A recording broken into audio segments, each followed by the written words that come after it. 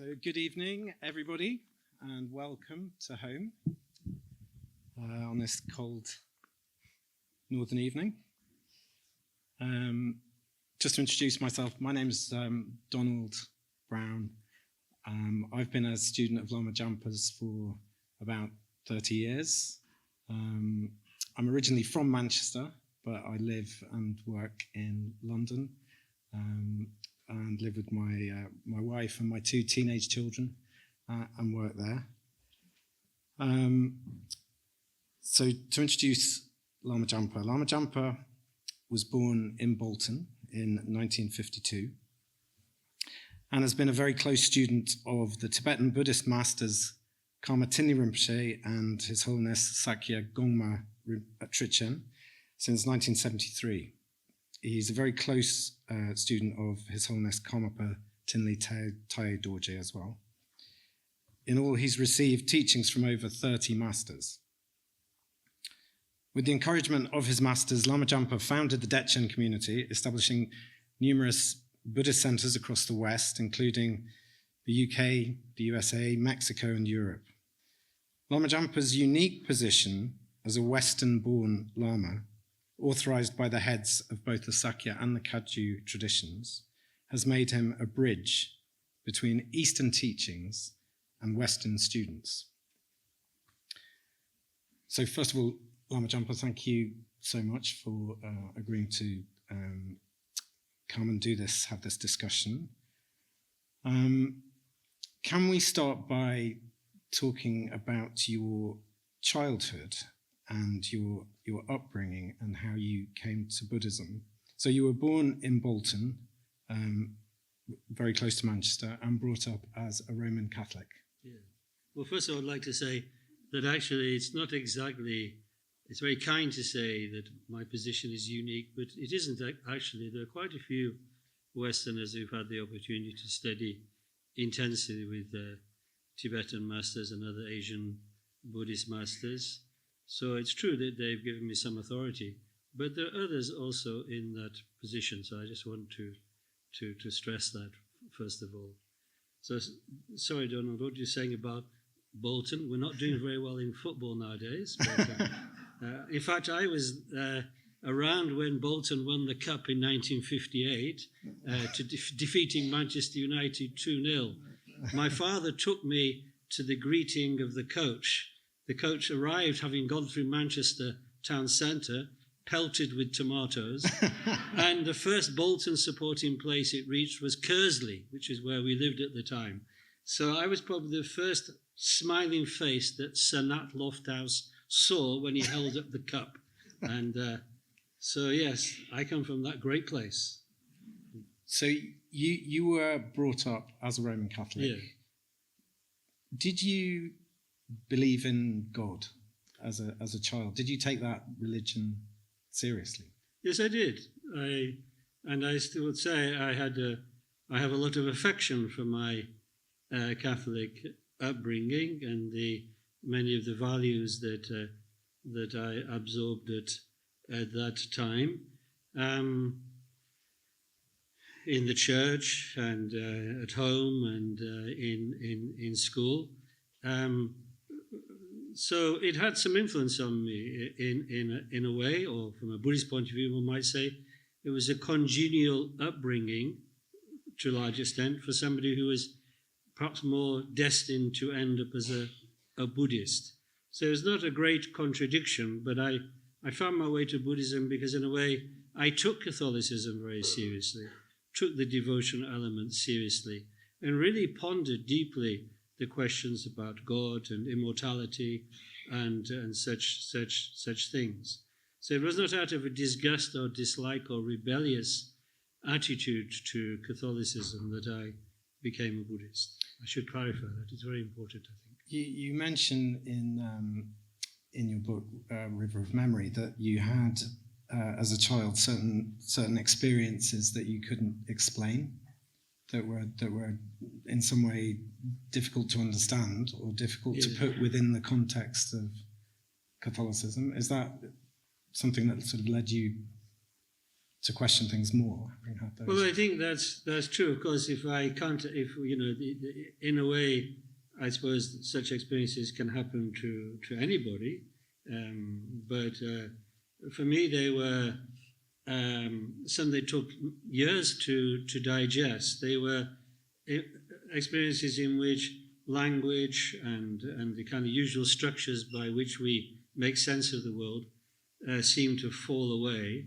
And there's an overwhelming sense of a force and presence that was not personal, but which somehow was actually the nature of reality as it really was, to the extent that a 7 or 8 year old child could make sense of it. And I knew it was an encounter with the real world, the world that is beyond this kind of shadowy, evanescent world that we normally inhabit.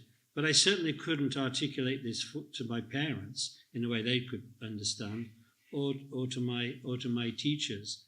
So it was only later when I encountered the kind of the Buddhist teachings when I was about 13 or 14, I guess, that there I heard about teachings such as emptiness and non-self, and that immediately kind of triggered in me a recognition of what those experiences had signified. Those experiences didn't die away, actually. They continued into my teenage years. So, and in a way, therefore, Catholic theology, profound and beautiful as it can be, did not really answer what this was, because these experiences made words like God and a person, an external creator, and such ideas, in a way, seem, well, hollow. You've mentioned that you were very interested in literature at that time. How did that develop when you were a child and a teenager? How did your reading kind of influence you, and what effect did that have on you spiritually? Yeah, it's true, I guess, that English was one of my favourite subjects at school, and I was blessed, particularly at grammar school, De La Salle in Salford, those of you old enough to remember it, with particularly wonderful English teachers who really inspired us both in poetry and novels and drama and so on. So, in a way, the poetry and through that the songs had a magic for me.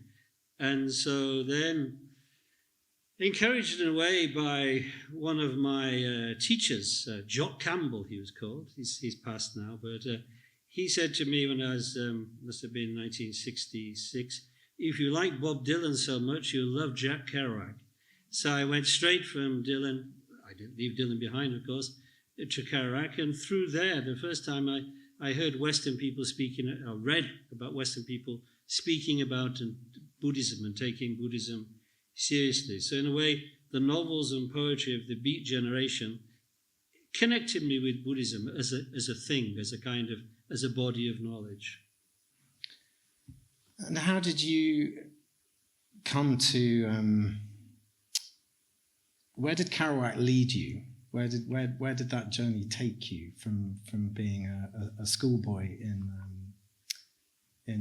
Manchester to where did that take you next? Dylan and well, it Kerouac took me to the Kona Coffee Bar in Tib Street actually, because having kind of through Dylan and Kerouac and Ginsberg and the others identified myself as a proto-beatnik, I did ask myself, where would the beatniks be in Manchester? Of course, there weren't really any. For that, you needed Greenwich Village or North Beach, San Francisco. But there were coffee bars and places in Manchester where people who were kind of interested in that kind of thing would hang out. And Will Shaw's bookshop had some very, very extensive collection of such literature. So that's where it led me. And then from there, it led me in a way to the so-called alternative society of the late 60s, which caused me to interrupt my education for a few years and absorb and get a different kind of education in the dingy flats of Didsbury, Ladbroke Grove, Notting Hill, and other such places. How do you think about that now, looking back on the 60s counterculture and the kind of, alternative society that you that you mentioned? Well, I mean, for me, actually, it turned out that it was like I thought that I would find kind of the spiritual life there. I thought that it would be the spiritual life and poetry, but in many cases, in fact, really generally it wasn't. Mostly it was kind of, I suppose, a lot of mixed up confusion and indulgence, and which we all, suffered from, and it was not the right way. One might say that you have to go down a few dark alleys to find the highway. Maybe that was the case. And as for people, how many people in that scene were sincerely interested in spiritual things, let alone Buddhism? Not so many as you'd think. Perhaps if I'd been in New York or San Francisco, I would have found more. But in England, actually, mostly people tended towards kind of politics rather than to the spiritual life. So of my old friends from those days, the ones who are not dead, there's only a couple who've come to Buddhism that I know personally. So you had encountered Buddhism in some way before that, hadn't you? Sure. I mean, what I thought from the beats was that you could be a beatnik Buddhist or hippie. We never used that word, of course, in the late 60s, but that this was the place to be like a modern Buddhist. The modern Buddhist would be in a commune. A modern Buddhist would be involved in various kind of dubious activities of a mind-contracting nature. So they used to call it mind-expanding. During that time, I continued to read Buddhist books. I went to the Buddhist Society in London a number of times. So it was always I had one foot in, if you like, Buddhism, but the other foot was firmly in the so-called alternative culture. And it's only when I extracted that alternative foot and planted both feet on the path of Buddhism that I really kind of made sense of it all. And was there a sort of one moment where you thought, I have to put both feet in the Buddhist camp and leave the alternative society, or was it a sort of gradual dawning? Yeah, by late 1972, I looked around and thought, what on earth am I doing here? Why? None of this has worked out the way it's supposed to be. And looking at myself and my friends, I could see that we're just on the kind of, it was supposed to be the road to some kind of nirvana or utopia. It was the road to kind of destruction. That's what I found. So you, quite soon after that time, encountered Tibetan. Yeah. Although you encountered Theravada first, is that right? Yeah. Theravada Buddhism. Well, I'd read Tibetan Buddhist books, the few that were available. I mean, every self-respecting hippie had a copy of the Tibetan Book of the Dead on their bookshelves. Whether it was Timothy Leary's version or not is another matter. So I knew quite a bit intellectually about Tibetan Buddhism and Buddhism as a whole. But when it came to it at the end of 1972, I made two kind of decisions. One is to practice Dharma seriously and get out there for the alternative life. And the other is to go to university. And so it so happened that, in a way, the first place I knew where to go was the Buddhist Society. And at that time, there was the Buddhist Society in London. And there's also a small Buddhist Society in Sale in Manchester. And so I made haste to go there. How did you start to practice seriously? Again, I've got to say, I'd read books, and I know people who'd been to Vipassana retreats in Thailand. Some Australian people I knew had done that during the hippie days. So I thought that what I really need to do is establish a good habit of practicing meditation every day. Because I tried it, of course, during the hippie days, but with the lack of discipline, you couldn't really keep it going. So my first commitment was to practice every day and get ready to go to university. And that's what I did for the next 6 months. And so your first Tibetan teacher was, is it Chime Rinpoche or Tsortrim? Well, although I connected with the Buddhist Society, and it was very helpful, people were very pleasant and down-to-earth people, I think in my heart I was not so drawn to Theravada. And so by the following summer, by the summer of 73, I met a series of a few Tibetan lamas. There were three or four lamas living in the country at that time, as refugees, of course. And so I first went to see one in London, in Muswell Hill, and he didn't look much like a Tibetan Lama, though, because I'd heard he was a Geshe, which in the Geluk sect means a very venerable scholar. And so he was advertising a meeting every Wednesday evening. I went along with a friend, and a guy of an indeterminate age, but definitely Oriental, in tight trousers and a purple sweater and very long hair, answered the door. I think this could not possibly be Geshe Sultim Jalsa, but actually it was, because he'd given up the robe and married a young English nurse. His English was barely intelligible, but he was extremely warm. And I felt from him a warmth and good-heartedness that in a way contrasted with the rather austere coolness of Theravada. And so I felt, this is for me, this is the Buddhism for me. And then after that you met other Tibetan lamas, in particular Karma Tini Rinpoche. Yeah, that same summer I went to, there were a couple of Buddhist Tibetan centres already established at that time. One in Scotland, Samye Ling, which had been established in the late 60s, and one in Essex, nowadays known as Marpa House. In each of them there was a Lama. So I went to the one in Essex first and met Chimyi Rinpoche, and then I went to Samye Ling, which was more famous. It was quite well known in alternative days. And there, the Lama who was in residence was called Akon Rinpoche, but there was a Lama visiting who'd been settled in Canada a couple of years earlier, called Karma Timna Rinpoche. And he was about 40, I guess, at the time. But he was just, in a way, everything that I needed to meet. His English was not bad. It's not that good, but not bad. But he was a kind of cross between a Tibetan intellectual and a yogin. He was definitely a very serious meditator. Studied with many of the great masters. But at the same time, he had the curiosity of the intellectual. So even while he was in Tibet, he'd not just confined himself to one school, but he'd been educated in two different traditions, the Sakya and the Kagyu. And he was really curious about the West. So we got on really, really well, very, very, very quickly. But fortunately at that time, he was not very busy in Samye Ling, so I was able to spend a lot of time personally learning from him.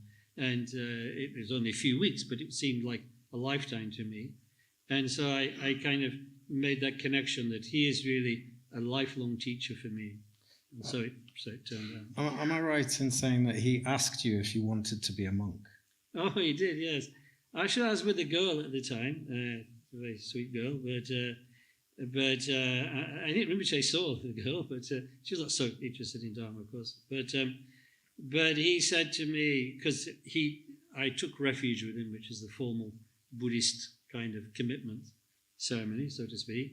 And at that time, Rinpoche said to me, do you want to become a monk? So I said, well, maybe. And because actually in my Catholic days, I'd been quite attracted to the idea of becoming a monk, obviously not sufficiently attracted to become one.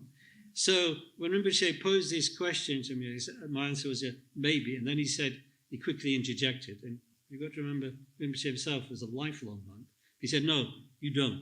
Don't become one. You should just concentrate on practicing meditation and also go to university. So you started your training seriously. Yeah. You didn't become a monk, obviously. Yeah. And then you went to university and pursued your academic studies. Yes. How did you later obviously with, responsibilities of work and with family and so on, how did you fit all this in? How did you manage to kind of pursue all these different tracks of life, such as, academic life, studying and practicing Dharma, outside, in a kind of lay context? How did you, what sort of challenges? Well, I think one thing is that my 4 years in the kind of alternative world gave me an enormous sense of the need for discipline.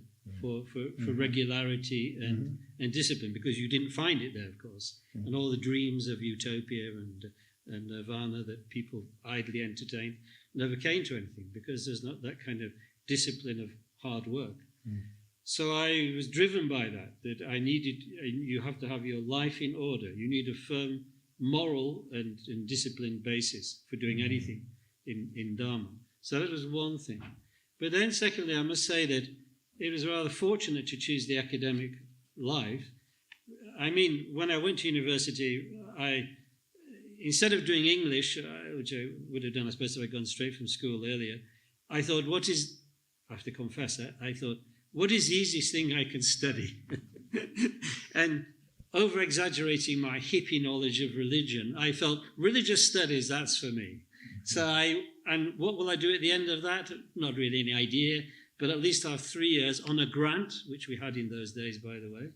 And so I could already give over. So during my 3 years as an undergraduate, I was already able to establish a daily practice routine of 2 sessions, one in the morning, one in the evening, and also some time for study, lots of holidays where you could do retreat, and so on and so forth. And so even when a family came along, I had that clear daily pattern established, and also a pattern of serious periods of retreat.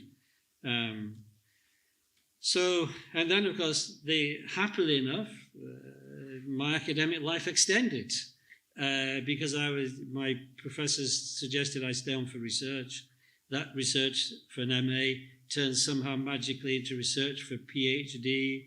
And then along the way, I somehow ended up with a job in the academic world. And so that's maybe, one might say, good karma. Who knows exactly? But actually, compared to many people, I had it very easy. That's what I'm trying to say. And as I wasn't motivated by making a tremendous success of the academic life, and as I tended to try to stay on the kind of edges of things, meetings always stay towards the back of the room, never volunteer for anything.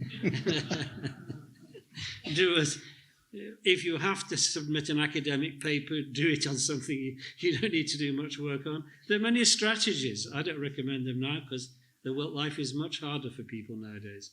But for me, it was very fortunate. So Lama Jampa, the title of this discussion is Navigating Spirituality in an Age of Doubt. So if you don't mind, I'm just going to quote a couple of lines from your book, Wisdom in Exile, to introduce this. So you say that we live in a time when it can appear that the road to wisdom has been lost and its very existence forgotten. Regarding that loss, you also say, our culture seems to be one that is haunted by it. It is as if we modern men and women have lost our sense of place in the world, our place in the very rhythms of birth and death. You then say, maybe our culture is unique in selling the promise of happiness so strongly, but delivering only disappointment and bewilderment. So it does indeed feel like we live in a time of great confusion and uncertainty, and perhaps we can call it an age of doubt, as the title, as in the title of this event. What can you say about this?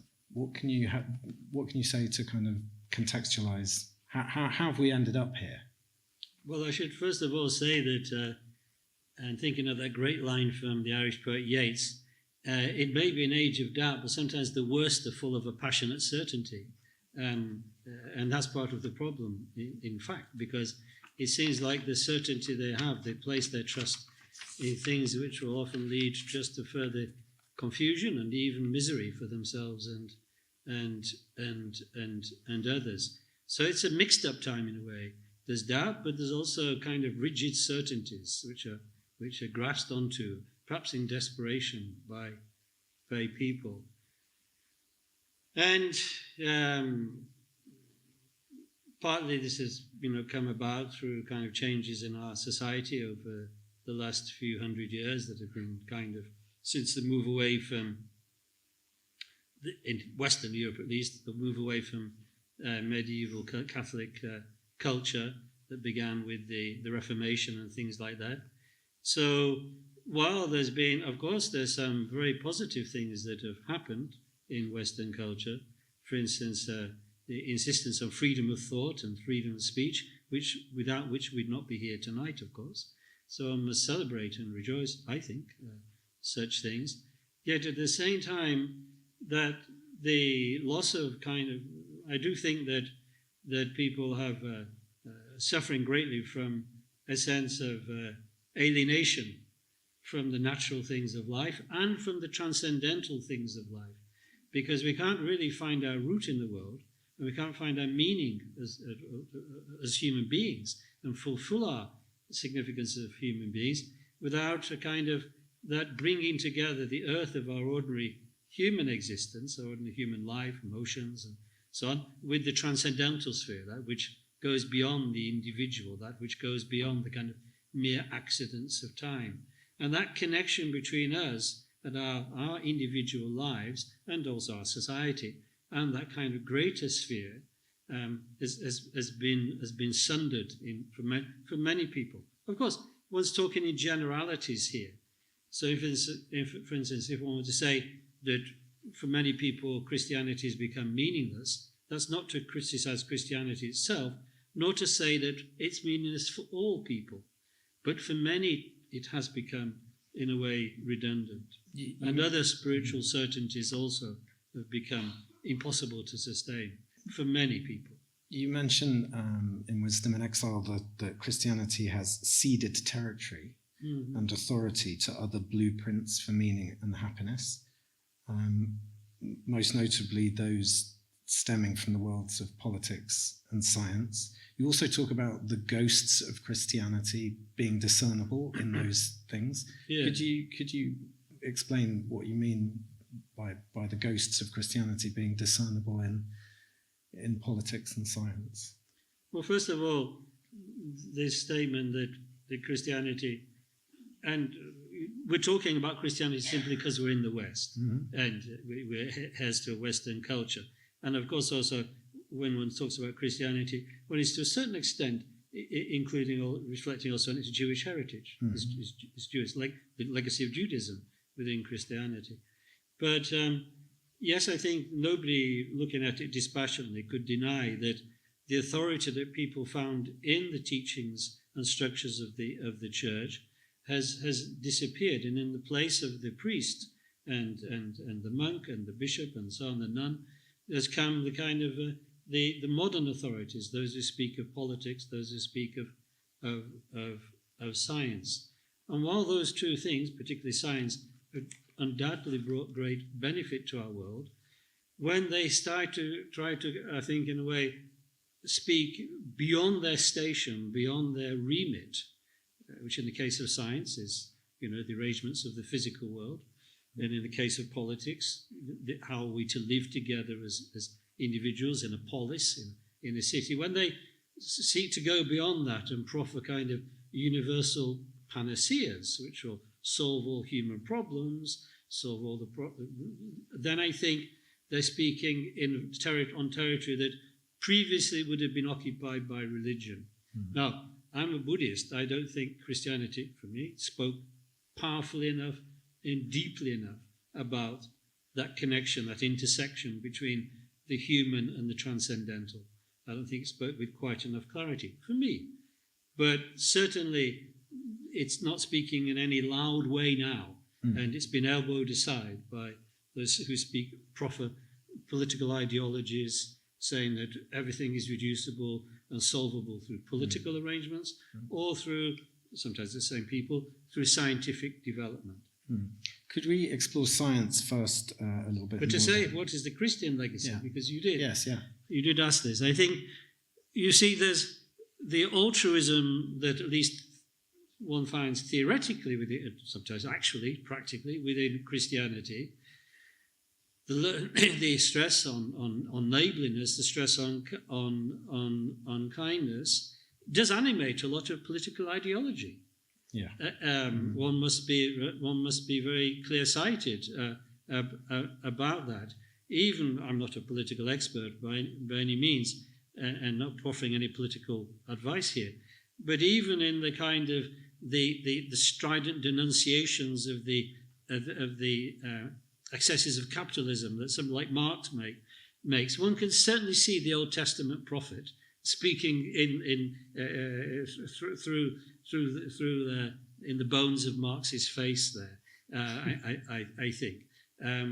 And there's certainly a clear line from the Reformation and Luther and so on to much of modern day socialism. And again, that science wants to set out that many scientific practitioners are motivated by the wish to bring healing in the world. Again, one can see that also is coming from a essentially Christian ethic, I think, although many scientists, of course, long ago cut the connection with Christianity. So I think that although the science and politics reject much of the Christian heritage, ironically enough, they're quite indebted to a lot of it. That's my view as a Buddhist, and I'm an outsider to this, so I can just proffer that. So as you say, we live in an age in which science has great prestige and authority, and scientists have in some way, they're now regarded as great figures of trust and authority. Could you explain Buddhism's relationship with science? I mean, can you be a Buddhist scientist, for example? And why not? And what you also talk about science versus scientism. Could you explain what you mean by scientism? What are the limits of science? Well, I mean, scientism has become a word that's now kind of quite bandied around, but I think my point, my understanding, and of course you're not speaking to a very talented scientist here. I was in chemistry, my friends were banished by the chemistry master to the poets' corners, he called us, English literature boys. So, with all due humility, therefore, I would say this, that of course you can be a Christian or Buddhist or Jew or an atheist and a scientist, because as I understand it and as I was taught, science is a form of praxis, a form of operating in the material world with material elements to bring about certain kind of changes, to investigate certain kind of phenomena, and to predict certain kinds of outcome, and then perhaps they would be actually put into practice in the material world. But it does not speak to the nature of consciousness. It does not speak to the nature of that which goes beyond the merely physical, as we Buddhists, as all religious people argue, is in fact where the deep mysteries of life are contained, in that which is beyond the mere accidents of chemistry and electricity. So a Buddhist, somebody with a Buddhist view of the world, which involves, of course, rebirth and karma and theories of emptiness and so on, can easily practice material science, just as so can the Christian and the one who is philosophically materialist. But often nowadays, those who are actually ideologically committed to philosophical materialism claim that they're speaking the name of science, when in fact their theories are philosophical in exactly the same way that all philosophical theories are merely philosophical and not validated by physical processes. So by materialist then, in this context, you're talking about those who say that consciousness is merely some chemical reactions in the brain, electrical impulses, and so on. Yes, those people who would say that. There is in fact no consciousness. They get very upset when you challenge them this, which is a bit difficult to see how chemicals can get upset, but they'll have to explain that to us. So we live in a political world.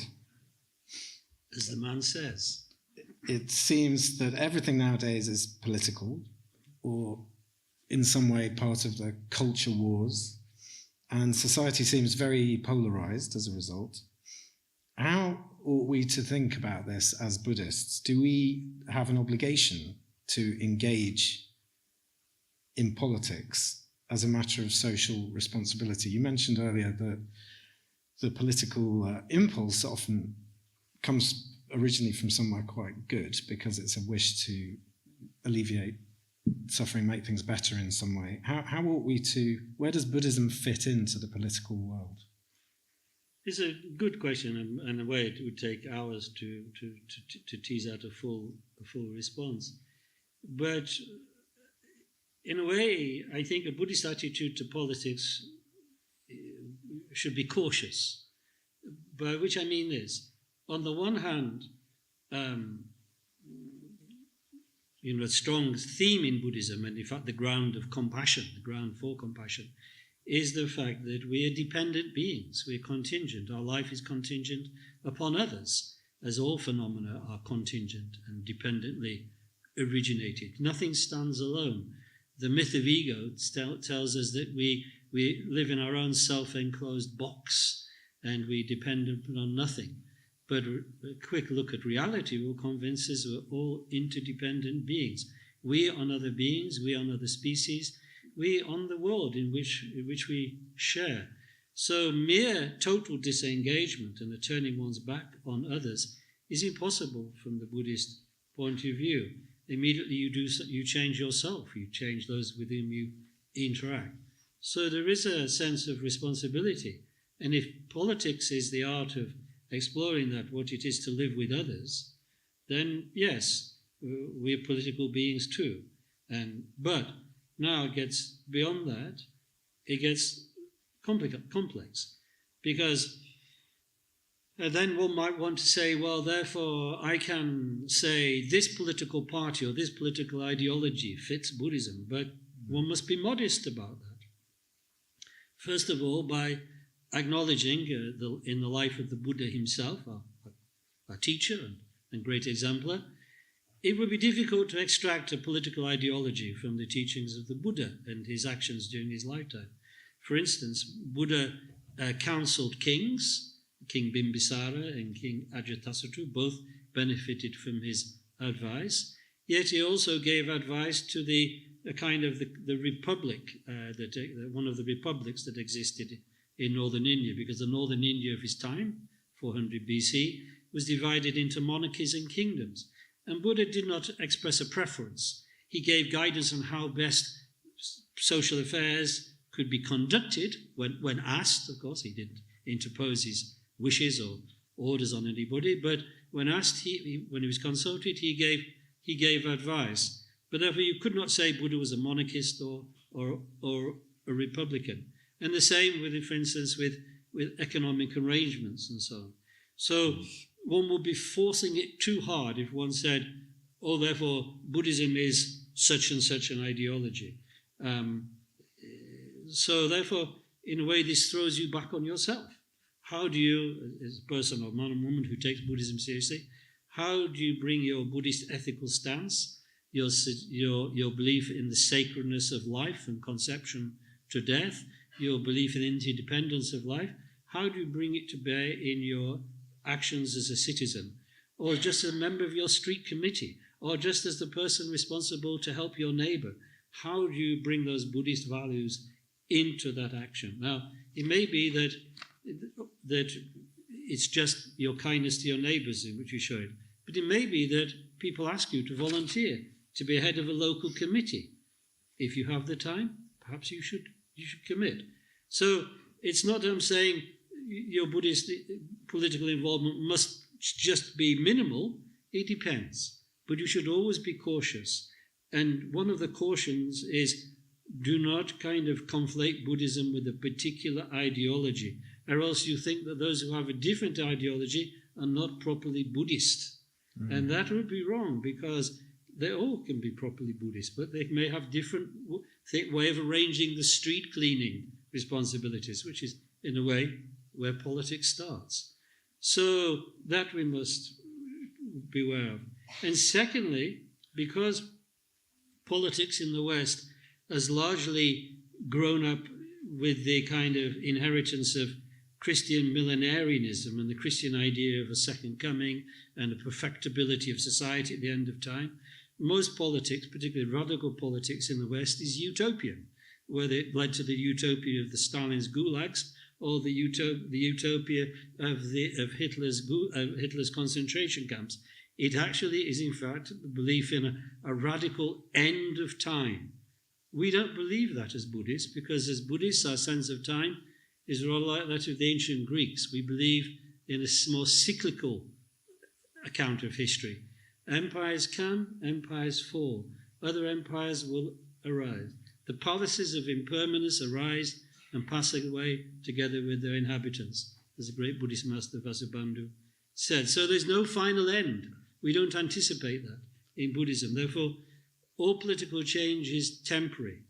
Should you not engage in political work? Of course, because it's good to bring about even temporary benefit, which supports the life and the aspirations of other beings. But no utopianism. Is the idea of utopianism connected then to, I'm just trying to think about, why is politics so seductive? Is it because we we want to be on the side of good and we want to defeat the bad people? Yeah. How do we guard against that sort of, the seductiveness of politics? Well, because we have to have a great deal of self-examination, a really great deal of self-examination. That's why, again, I was saying about caution, that we must see that all our decisions are also contingent upon our emotions, which are largely disturbed emotions. While we're still clinging to the notion of self, then we are more automatically opposed to other. In other words, we give birth to the trio of poisonous emotions of desire and hatred and ignorance. So we would say as Buddhists, only a Buddha, and they're very rare, of course, has entirely eliminated those disturbing emotions and therefore fulfilled their potential for compassion and wisdom. We are mixed beings at best, right at the moment. So in our political actions, we must see how easy it is for even good aspirations to be contaminated by those base emotions.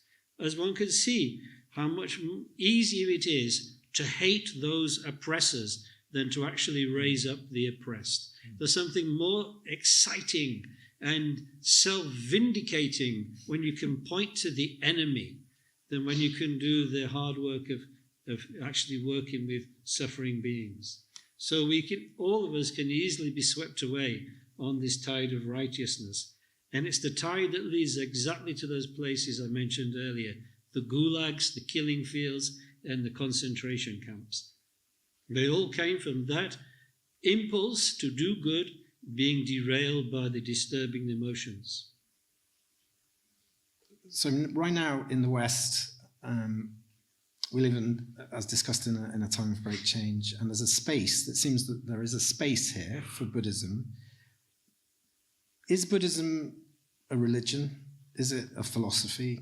Is it a way of life? How should we think of it? And especially in the context of our kind of cultural heritage. For example, if we've been brought up as a Christian, even though we might not completely believe everything in Christianity, how should we think of this when we're approaching? Are we rejecting something, or is it like a science that we can just?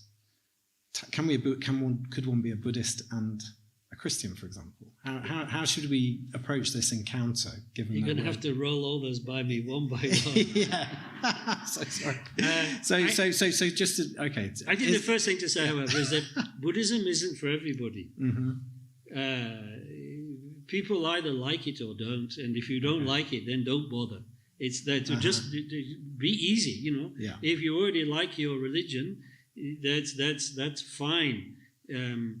We don't want to bother you, and if you prefer your triple martini lunches, also that's fine. Carry on. We don't want to bother you. Buddhism, at the height of Buddhism in India, it was always one religion among different options, and so I think it's quite comfortable.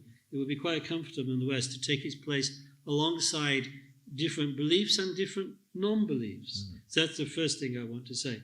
Now we can go back to the starting place.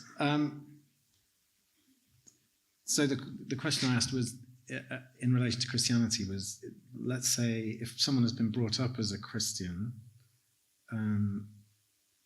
how could one be, for example, culturally a Christian, but a Buddhist by praxis and by philosophy and by... Is it possible to kind of do those things at the same time, or how would that work? I think the answer is yes and no. Because actually, of course, on the deep matters of what is the nature of reality, what is the nature of mind, Buddhism differs from Christianity, or from Judaism, or from Hinduism, for that, let alone Sikhism, for that matter, or from materialism. It is its own unique take on the world. It says this take is available to examination by reasoning and experiential practice and so on, but it's distinct. So, part of Buddhist philosophical training is examining the shortcomings in theistic theories of creation, for instance, let alone, and that also goes to include Hindu views of monism. So Buddhism rejects these as if it were as views that are not actually totally in line with reality. There's more beneficial views among that cluster of non-Buddhist views. Some are more beneficial than others because they still support moral life and kindness and so on. So they're to be celebrated. But finally, one cannot be a Buddhist and a Christian, or a Buddhist and a Jew, or a Buddhist and a Jew, by which I mean, of course, a believing in Judaism, a Buddhist and a Hindu. One can appreciate, and should, I think, as a Buddhist, appreciate the goodness in those systems, because in a way that's a tribute to the fact that we share one reality. There is only one reality which pervades all of us. In Buddhism, we call that the Buddha nature, of course. But we would say that those non-Buddhist philosophers at this point in time don't really have such a clear view of it. There's some distortions in their reading of that true nature that pervades us all, which leads them to theorize imaginary beings like a god and so on and so forth.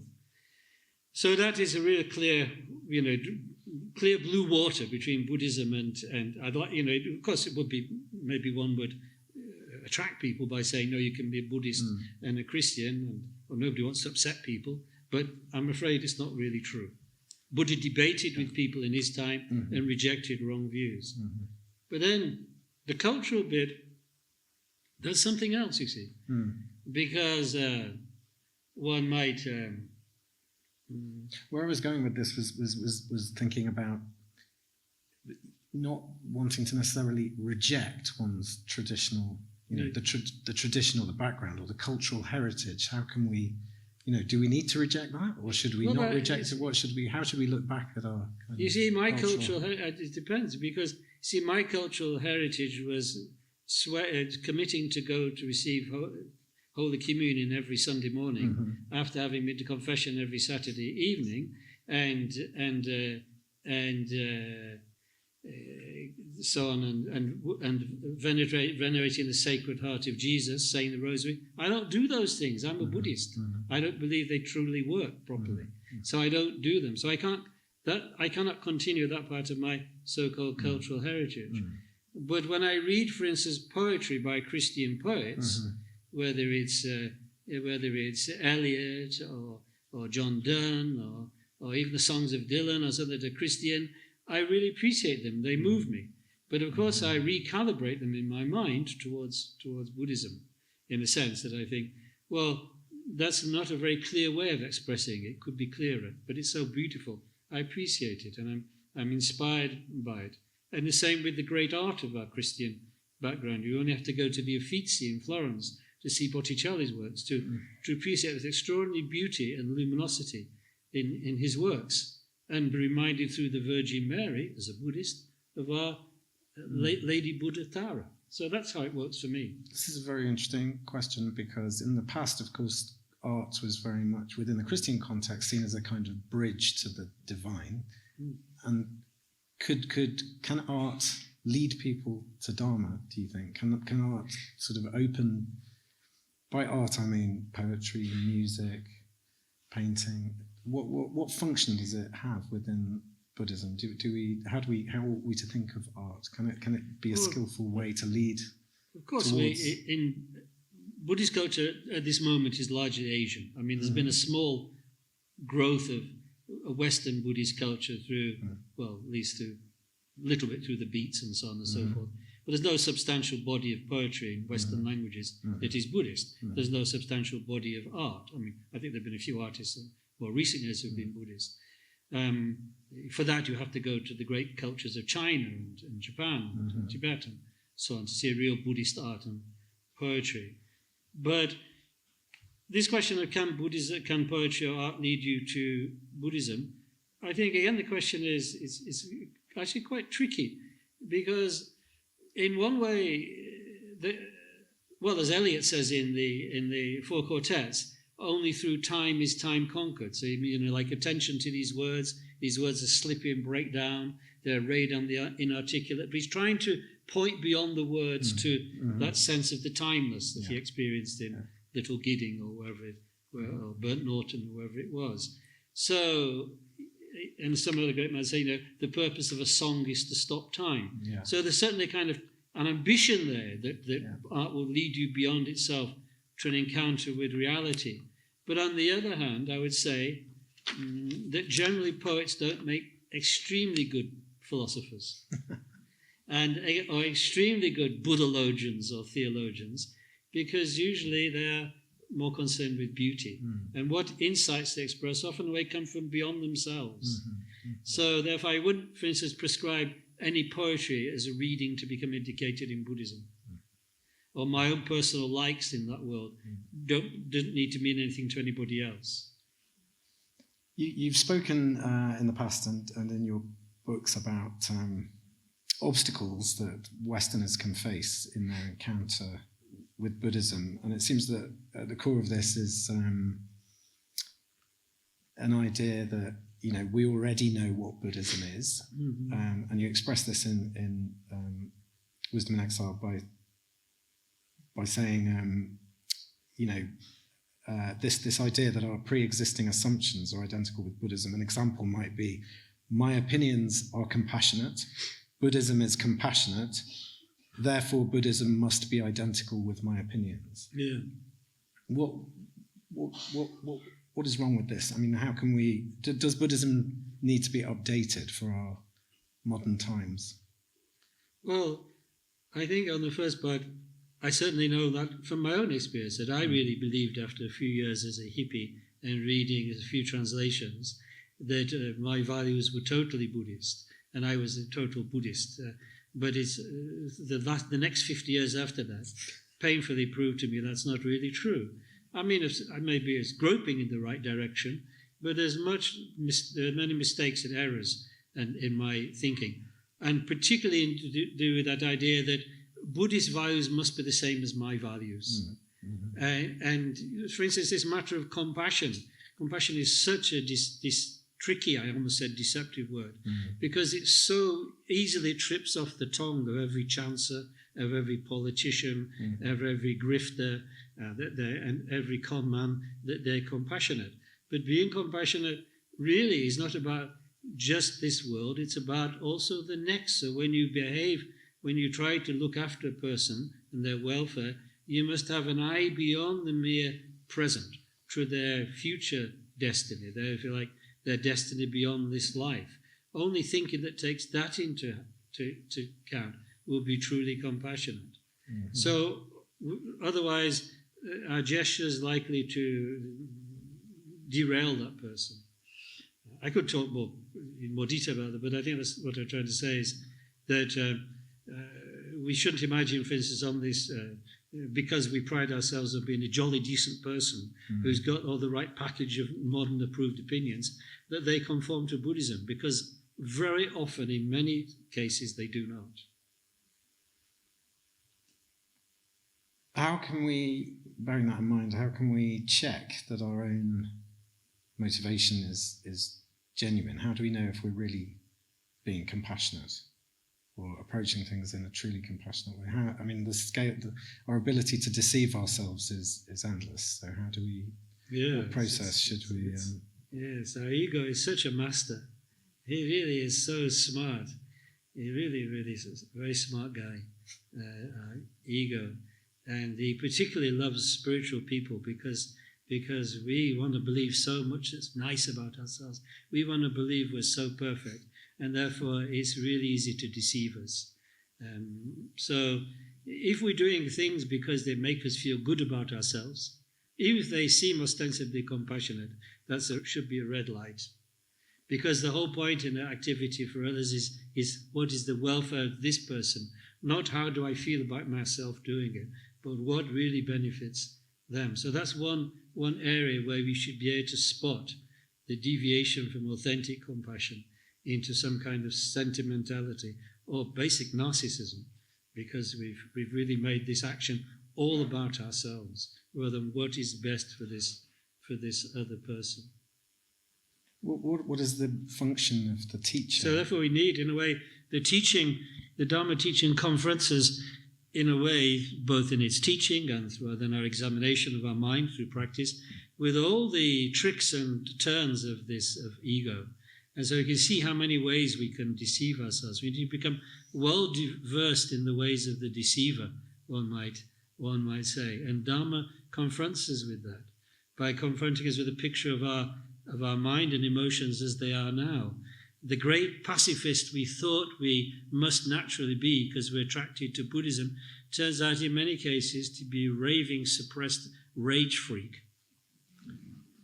That's the sad story. And can you live with that? Only if you can live with that can you make a proper start on Dharma, confronting the sordid story of egotism and unmasking it again and again and again. And that comes back to my point about caution. Be cautious because your motivations may be contaminated. Only rigorous self-examination will cut through this. And rigorous self-examination is informed by what are the actual teachings, the advice of the Buddha himself. When it comes to that rigorous self-examination, what is the function of the Buddhist teacher in that process? I mean, is this something we can do by ourselves, or do we need someone who can sort of hold a mirror, actually show us what we're really like? Or without that, will we just delude ourselves endlessly? Well, I tried that way myself. In those 4 years in the alternative world. I read books and other things, and I felt I could, basically do it myself. After all, one of the first books on Buddhism I read was by the late Christmas Humphreys, called Teach Yourself Zen. Not a book that would have got very far in Japan, of course, where actual authentic Zen is taught and practiced. But that notion was about. But of course, the one who's teaching himself has his ego for his guide. That's how it works.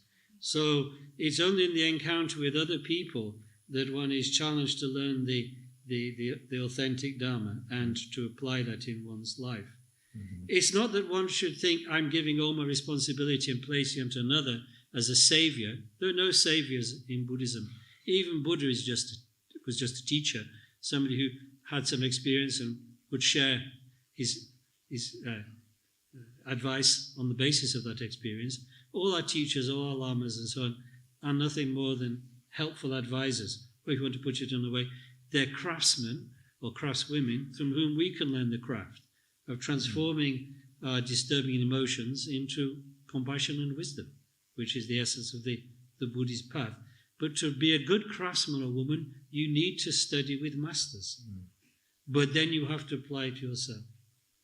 So the craftsman doesn't save you, he doesn't do the job for you, but he says, this tool will work here, or that tool won't work, or try this tip, try that, don't stand like that, hold it like this. And then that way, gradually, you absorb that good advice and put it into practice. And that then confirms the value of the teacher's instructions, which, of course, in our tradition's case, or Buddhist tradition's case, go back to the Buddha himself. So a teacher is essential, I think, really for us. But finally, it is our own mind that is the source of wisdom and compassion. And that doesn't need to be and cannot be planted in us by another. So the teaching is a way of opening our mind, of dispelling the clouds of confusion that cover it. But the wisdom and compassion that then comes to fruition in Buddhahood has always been there, as in a way our deepest nature. What if somebody were to say, well, I like the sound of Buddhism, I'm inspired by the Buddha, and I've read about some Buddhist masters, but this just sounds very, very hard. And if I look at myself, I just see a lot of defilements and a lot of darkness, and we've talked about self-delusion, and I'm now looking in the mirror and I can see there's a lot of self-delusion there. How am I going to ever achieve? So with that kind of really bad lack of confidence, how do I gain inspiration to kind of go, where do I get my confidence from? That this sort of transformation is, that I can go from this deluded state to a state of some wisdom and compassion. Well, I think it's the way that the Dharma teachings work is in a way twofold. On the one hand, and it's up to you which you place first in a way, because in a way, as the old song puts it, the great Johnny Mercer song, by the way, you got to accentuate the positive and eliminate the negative. And so you see, what is the negative in Dharma is that those clouds, those obscurations formed by our habits of disturbing emotions, the desire, the hatred, the ignorance, and the whole panoply of other associated poisonous emotions, which pushes from moment to moment, from day to day, usually. And so we need to acknowledge their presence in our life at this moment, and their also extremely destructive effect, that they in fact lead us into all kinds of dark actions which produce just suffering for ourselves and others, both in this life and in future lives. And if we don't take stock of them and acknowledge them, we cannot make any progress. But at the same time, the Buddha has said that, but the nature of mind itself is not fundamentally impure. It is fundamentally pure. It actually is like the sky. If one considers the analogy of the sky, sometimes, and especially for you Manchester folk like us, the sky is totally clouded over by dark clouds. And those dark clouds in this analogy represent the disturbing emotions and the neurotic views of ego and so on and so forth that we carry with us as such a burden, and with which we identify, thinking this is the real me. I'm this alienated person against the world, or this king who's going to rule the world, or this king who's going to control others. All those are forms of this ego delusion which we carry from day to day. But they're just clouds, actually, on the sky of mind. The real nature of mind, the beginningless nature of mind, that which never was created or produced, but which has been there since beginningless time, is absolutely pure. Because no matter what clouds arise in the sky, no matter what planets, no matter what asteroids, no matter what arises and passes away in the sky, it doesn't change the fundamental space-like nature of the sky. It never becomes impure. And so it is with the fundamental nature of our mind.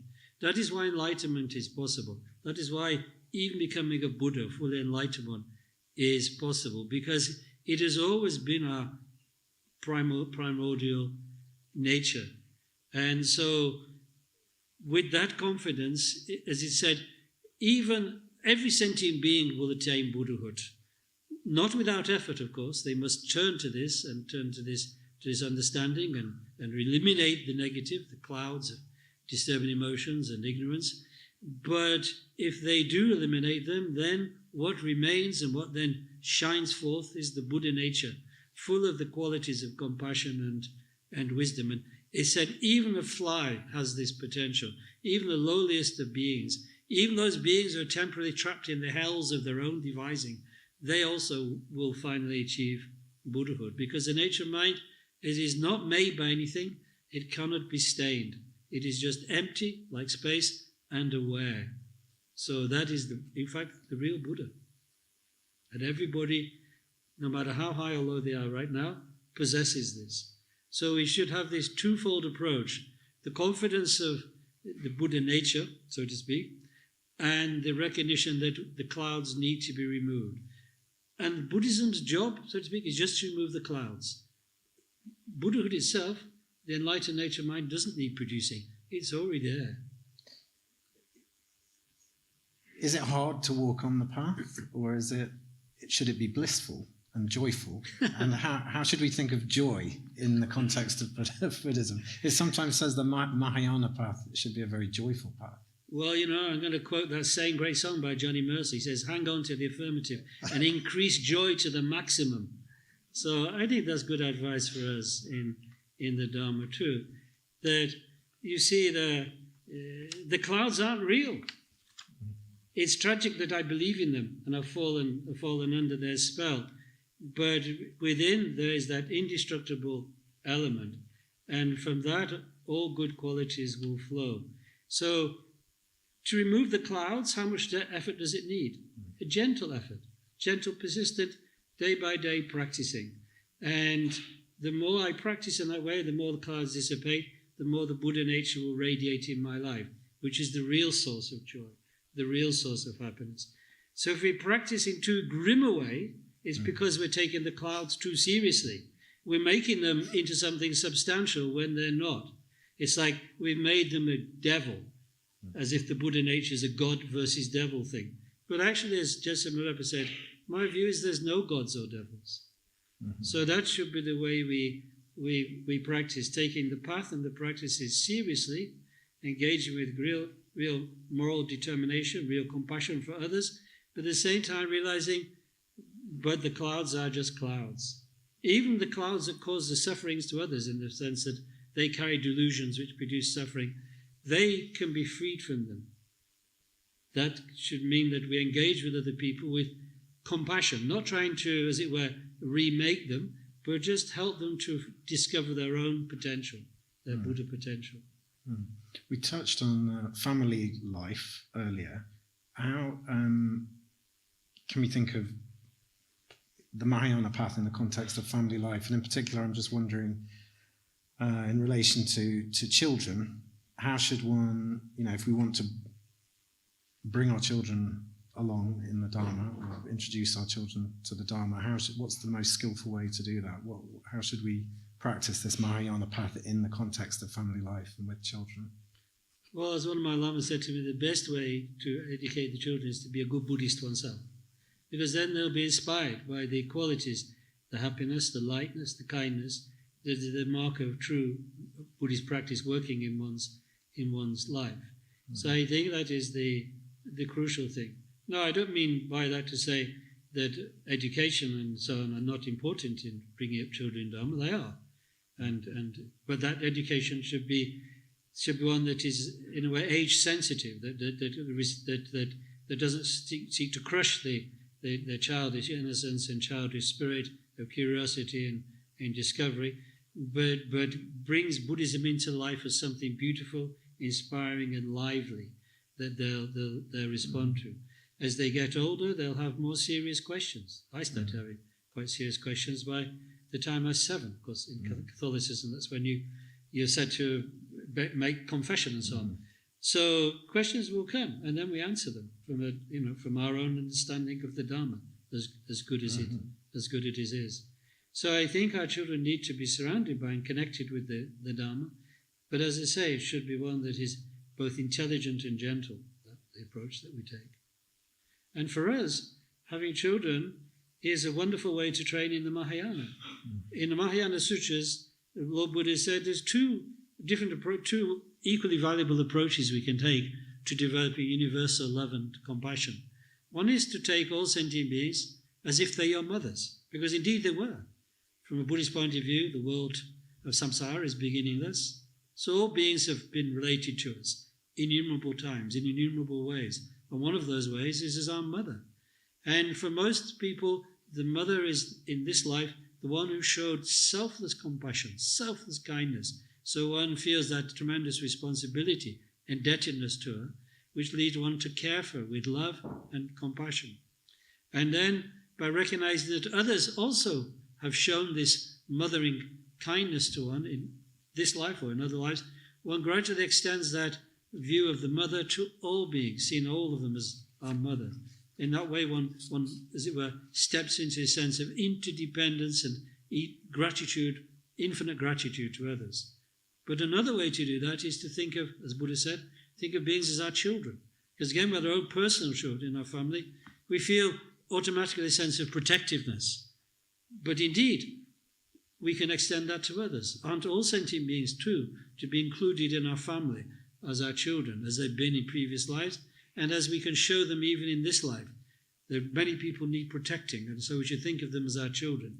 So, in other words, the Buddhist way, the Mahayana Buddhist way, is to go from the individual family, which one reveres and protects, and bring everybody else into that. Not to throw away one's connection or sense of responsibility for one's family, but to bring others into it. So whether it's seeing beings as our children or our family, our parents, everybody finally is to become our family. Is this a kind of use? Is this a way of transforming our attachment to others? Because otherwise, the danger with, of course, the family is that it becomes my family against the world, and it becomes a kind of claustrophobic prison. And of course, when you do that, actually your family will terribly disappoint you as well, because they're just sentient beings with their own karma. No children are there on this earth to fulfill their mother and father's unfulfilled dreams. They're their own beings. So if we lock ourselves off in a family box against the world, we'll all suffer from this, both we, our family, and the rest of the world. So this enlarging our family, bringing others into it, is the way to begin. But at the same time, this is very realistic, because it acknowledges that right now in this life, these are ones we have a special closeness to. So then gradually enlarge it and bring others in. So Lama Jampa, so some questions have been submitted. Is this by Mrs. Spacely Trellis of North Wales, by any chance? And others, yes. So thank you to the people who submitted these questions. So the first question is that many people are concerned about the emergence of artificial intelligence. How can we understand AI from a Buddhist perspective and its relation to mind and consciousness? It's not related to mind and consciousness, unless it's a human being with a mind who's directing it. Well, when I read this question first, I thought, would it be possible for consciousness to inhabit a machine such as a computer? It would be possible for consciousness to inhabit anything, but it's very unlikely it's going to be karmically attracted to it. We're karmically attracted as human beings due to the kind of the karmic imprints to human beings, to human life, unless we're going to be reborn in another realm.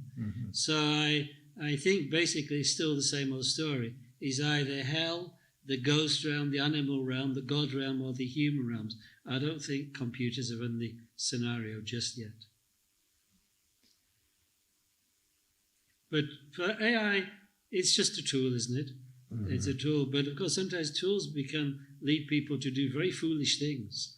You know, like they say in East Germany, whatever it's called nowadays, the German Federal Republic, during the communist times, of course, the lucky people there could only drive Trabants, and Trabants only went about 20 miles an hour.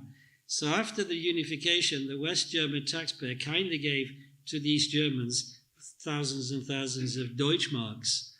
And so most of the East Germans, he said, use those Deutschmarks to buy West German cars, BMWs, Mercedes. And the number of crashes on the motorways, there's just a huge number in the first 6 months, because they don't know how to drive these damn things. Very used to Trabants. So maybe tools like AI or something like that, if foolish people get hold of them, all kinds of disasters will result, including perhaps the tools themselves destroying the human beings who use them. It won't be because the machines have malevolent consciousness, it's just because they're programmed to go faster and faster. And faster, you end up in the ditch. So the second question is, Buddhism doesn't believe in a creator God, but many people who follow theistic religions describe feeling a personal relationship with a being or a force, an energy or a presence, and have felt the power of prayer. Is this just delusion or wish fulfillment? Well, there's a whole bunch of things it can be, actually. I mean, just to clear this thing up, although we're atheists as Buddhists, we don't believe in a supreme creator God, we believe in plenty of gods. We believe that all kinds of beings in this samsara, in the world of conditioned existence, with all kinds of karmas. Some have bodies, some don't. Some are ghosts, some are more powerful. And so it's in different cultures, different times, people have worshipped those gods, gods of lakes, gods of the wind, gods of fire, gods of that. And maybe there's something in that. Maybe there are temporary beings with the karma to be born in those realms, or even in heavenly realms. They have the karma to be born there. But they'll all die. They're not a source of wisdom, in fact, often a source of great delusion. So we don't get much from meeting them if we do meet them. So occasionally people might meet such beings, I think. That's one source of it. But then, secondly, in a perhaps more spiritual kind of contemplative way, people may have glimpses of something beyond this world, or something beyond time and space, something actually unconditioned, emptiness actually, or the clear light. But coming from a culture in which there's no explanation of this, they're likely to after the experience, which of course is wordless, to theorize, oh, this must be God. I just must have met God, or I must have met Quetzalcoatl, or whatever the kind of chief deity in that system, cultural system is, or Zeus. I hope it wasn't Zeus if you're a young girl. He would have had his way with you if it was. And but you see what I mean? Culturally, you're likely to interpret it in that way by slapping a theistic personal label on it, on what was in fact a non-personal experience. So that could be a source of some of the people's experience of mystical experience, so to speak. Mm-hmm. So that's why I say there's many sources. And of course another one is straight outright delusion, like believing in fairy tales or something. So it's very complex. In relation to the point of prayer, there, prayer. How should we think of prayer in the context of Buddhism? What are prayers? What are we doing when we're praying? What are they doing? What are we doing? Well, what are they doing? Yes. What they're doing is asking for something. Yeah. And that's okay. For instance, if it were true, if it's possible that the gods that the Celts worshipped still exist in the spots in England, and for instance associated with stone circles, well, and you want to ask them for some crops, beneficial crops, go and ask them. Maybe they'll give them. It's possible. They may have the power over the crops. I don't think that's been taken away from them yet, has it? They may still have that, so go and ask. So generally, prayer is about asking. But in Buddhism, prayer is mainly about, in a way, it's many things, but one is what looks like prayer is in fact a form of meditation, to develop within ourselves the qualities of wisdom and compassion. Sometimes we see those qualities of wisdom and compassion reflected in the Buddhas, and therefore we meditate on the Buddhas, and that is a way to open our own heart, to find the Buddha within ourselves by those so-called prayer meditations on Buddhas. Other prayers in Buddhism may be simple, generating good wishes, like well-beings of happiness and the cause of happiness. And that's not asking for something to make that happen, it's strengthening one's own, as it were, nerves of loving kindness and compassion. That one makes that aspiration, one strengthens one's muscles of loving kindness and compassion by such aspirations. So we do have prayer in Buddhism, but none of it is to a creator God who we ask to save us. Another question. If Buddhism doesn't believe in a self, who is it that becomes enlightened? There's nobody. You already were enlightened. Your mind is already naturally pure. It never became enlightened. It's already enlightened. But the clouds who think, I'm me, I'm Dave, I'm Donald, those clouds cease. And all remains is the natural mind, the pure mind. A further question here. I've studied a lot about Buddhism over the years, both in books and online, and I've tried to put it into practice. But I've found that any groups I attend feel somewhat dogmatic, and I didn't really connect. Can I be a Buddhist without belonging to a particular group or tradition? Sure you can.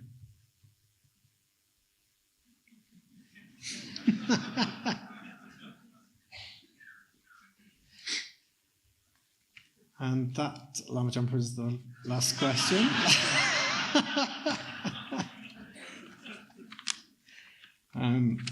Well, I'd like to say you've been a beautiful audience, but I can't see anybody or anything. So I'm sure you all wore your very best clothes today, and so thank you for coming. And I hope there's been some help. At least we thought that it's good to try different formats from time to time in talking about Buddhism, and rather than straightforward lecture or something like that, just to try this kind of discussion.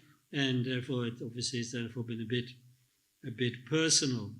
But the thing is that there's many.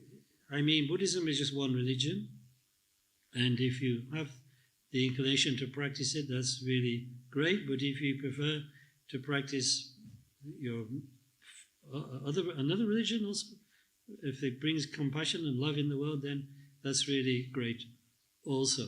And then within Buddhism, there are many, many different traditions that have come from Asia to Europe and America in the last 50 or 60 years. And I cannot say one tradition is better than another. All of them are, in a way, like branches from the same tree of the Buddhist teaching. They seem to suit different types of people, I guess. And a way to know what suits oneself is, well, maybe you know initially from the get-go, and that's fine, and then just settle on that. Otherwise, you need to look around and try to find out for yourself what works best. But when one does settle on tradition for oneself, one should not think, then I've got the exclusive truth. All the teachings which came from Buddha are, as I say, equally valuable, and I would say equally wonderful. So we've offered this conversation in this spirit, just to in a way support the possibility of people practicing Dharma in the West. As to what Dharma has to offer Western society, in a way it's more what it offers to the individual man and woman who likes it. Buddhism, on the one hand, 7% of the world's population, I believe, is Buddhist. So one could definitely say Buddhism is a mass religion, to go back to that hoary old chestnut about, is Buddhism a religion? Yes, it is a religion in a sense. It teaches that there's a reality deeper than the merely material. Does it worship a god? No. But it's a kind of religion. But it's for the individual person to make use of in their lives. Yet, of course, individuals, we tend to like groups and join in with other people. So then that makes Buddhism an institution where we have centers, monasteries, temples, and the like. But finally, the real proof of Dharma is not in the proliferation of such things, they're only a skillful means, but in the transforming of each individual man and woman's heart, so that they become full of the qualities of enlightenment. So it's really just to reflect that we've shared this space tonight. And so now I wish to I'll just say, maybe if it's okay, I will say a little aspirational prayer or verse, and then wish you all safe return to your homes, and may the Manchester sunshine return very quickly. Sunam de tanshi zikpa ne tobe ne pe dronam pamchine chiganachi pala drupaye sipi sole droa sho tombe chikten kanso champodan tempane shindo soye tenzi bula gendin tempe tempe yonre ne pe tashi sho. Okay. So good night, everybody. Thank you very much.